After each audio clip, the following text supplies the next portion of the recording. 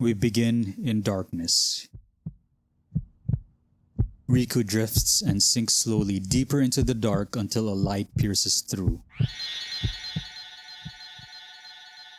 He feels a hand grab onto him.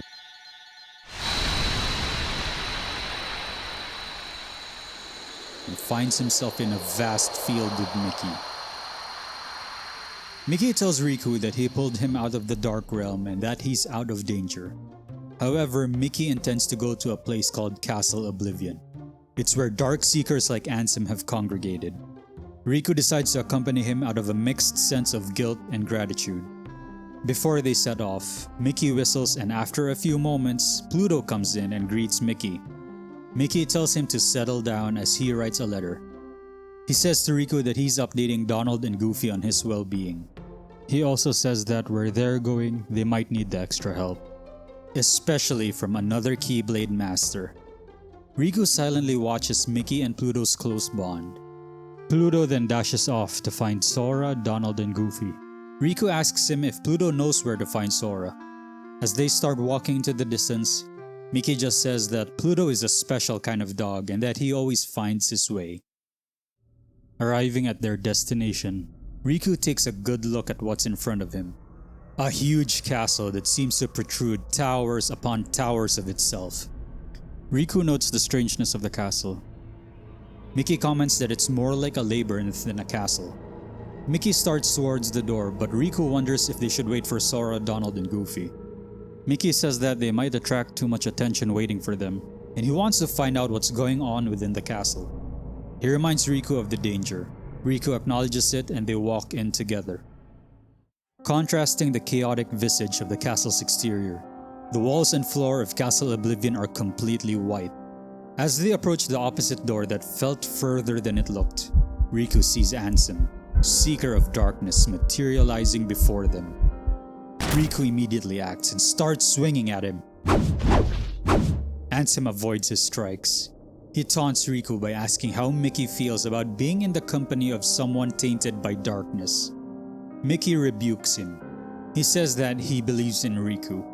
As a Keyblade wielder, he can tell that Riku would have been a candidate for the Keyblade and that counts for something. Together, they manage to corner Ansem and strike him down. Mickey walks to where Ansem faded and picks up a card. This is a form of interference by Naminé. She plants the card to exploit the castle's defense system.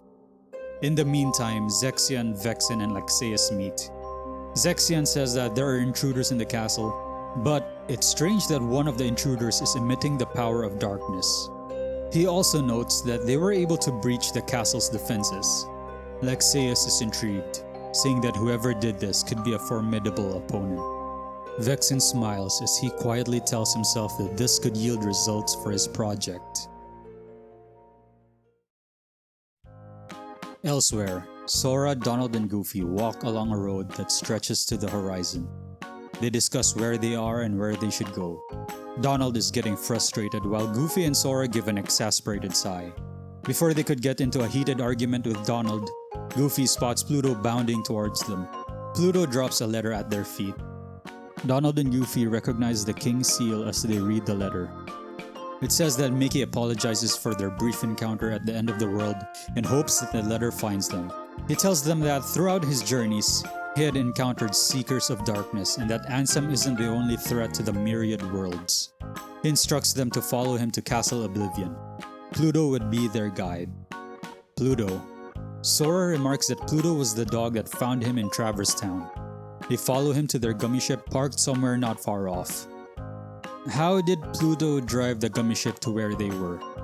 In my mind, the gummy ship was remote controlled by Chip and Dale. For some reason, Pluto can just traverse the different worlds the same way the Beast followed Belle to Hollow Bastion. I don't really have anything to build on with that, so I'm just going to move forward.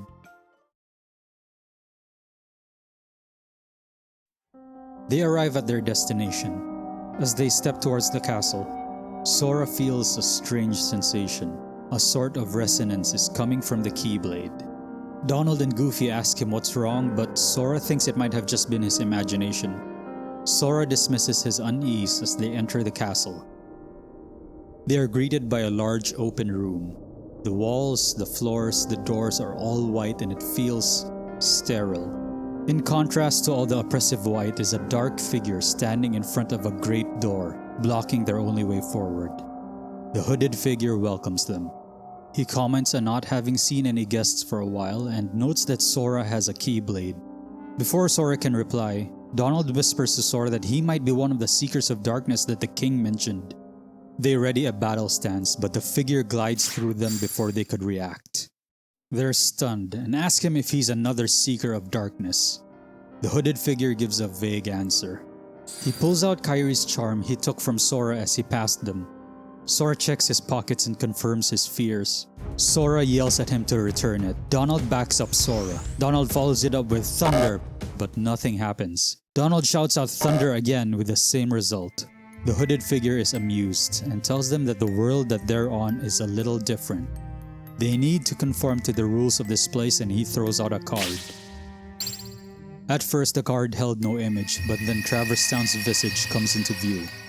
The stranger says that he can't give the charm back so easily as the doors close behind him. He intends to return it to its maker. As the words hit Sora, he immediately rushes to the door.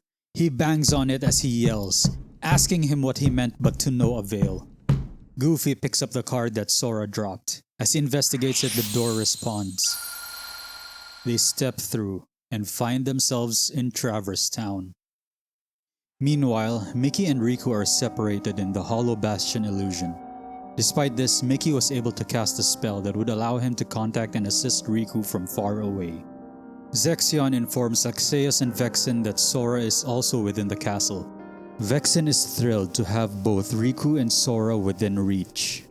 He relishes that the data he wants is close at hand. Vexen intercepts Riku after he leaves the illusory Hollow Bastion. After Vexen introduces himself, he attacks Riku. Vexen extracts data from him as they battle. Riku tries his best to get through Vexen's defenses. After a few exchanges, Vexen retreats as he excitedly notes that Riku is a dangerous specimen.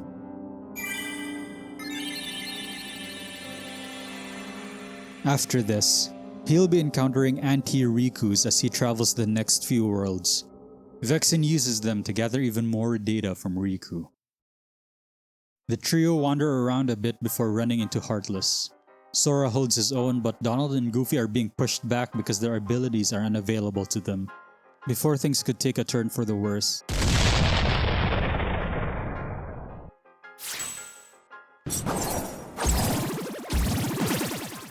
as the last of the Heartless are dispatched, a familiar voice tells them that they're as hopeless as ever.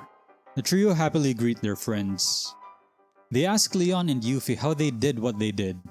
Leon is puzzled as he thought that they already knew how to fight. He proceeds to explain the card system anyway. Yeah, we're in a game on the GBA. Sora and the gang make their way through Traverse Town. They reach Aerith and they have a talk. She says that something is amiss and that nothing is as it seems. Sora says to her that they're all in a huge castle but is having a hard time convincing Aerith and her group. He asks if they've seen Riku and the king. Yuffie says she's never seen them on her patrols in the town. Aerith can't sense them with her Cetra powers either. Sora stays optimistic and tells them that they'll definitely find them. Sora's group parts ways with Leon, Aerith, and Yuffie as they continue to find a way to the castle. They eventually encounter the same hooded figure they met at the entrance. He asks them how they're liking the castle so far. The group is unsettled. The hooded figure clarifies that despite how real it feels, they're still in Castle Oblivion, and that's what's so special about the place. Apart from functioning differently from the other worlds because of the car-based combat, he tells them that the castle itself will use their own memories against them. Even the hooded figure has to live with it. Before Sora could ask any questions, a guard armor falls from the sky. The hooded figure walks away as they contend with the giant Heartless. Using their newfound knowledge of the cards, they dispatch the guard armor.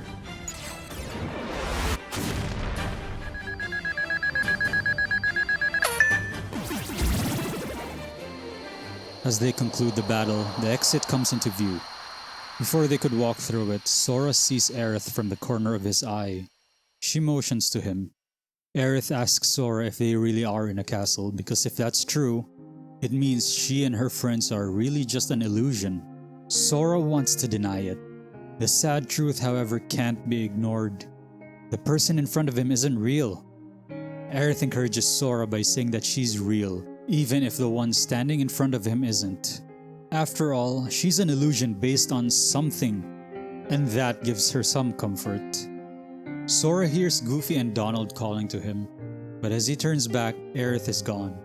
With one last sad look, he walks through the door leading to the exit.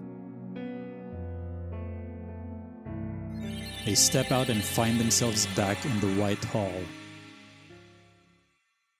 And that's a good place to stop, I think. So far, that covers just about a quarter of the Chain of Memories rewrite. I hope you're enjoying the ride so far. Apologies for the severely late upload. Things happened.